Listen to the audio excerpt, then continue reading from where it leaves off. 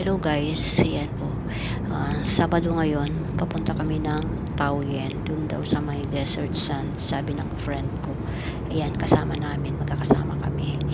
Nag-ambag-ambag po kami sa gasolina dahil may sasakyan yung friend namin guys. Kaya yan, mas maganda kasi pag may sasakyan para mabilis kaysa mag-commute ka, diba? Para mabilis marating. Buti na lang pumayag siya guys. Nag-usap-usap po kami magkakaibigan kasi Sabado naman po ngayon. Minsan lang naman ito mangyari. Kaya happy-happy lang, 'di ba?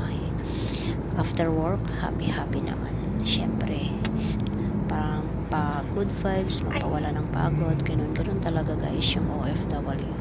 Kailangan mo rin mag-relax, mamasyal, at paminsan-minsan lang, 'di ba? Hindi puro trabaho na lang. Stress, ganun.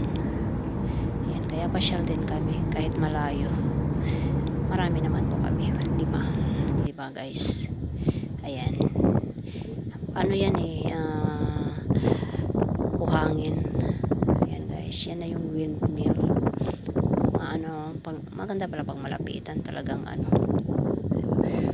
ganda dito guys, nakakawala siya ng stress, nakakawala siya ng pagod, ganun, diba, nakaka-relax siya. Tapos naman dito yung hangin, tamang-tama sa panahon kasi mainit, medyo mainit ngayon, hindi mo maramdaman yung init pag malakas yung hangin. Ayan guys, diba, ang ganda, masarap sana dito mag-picnic may baon nga kami kaso nga buhangin.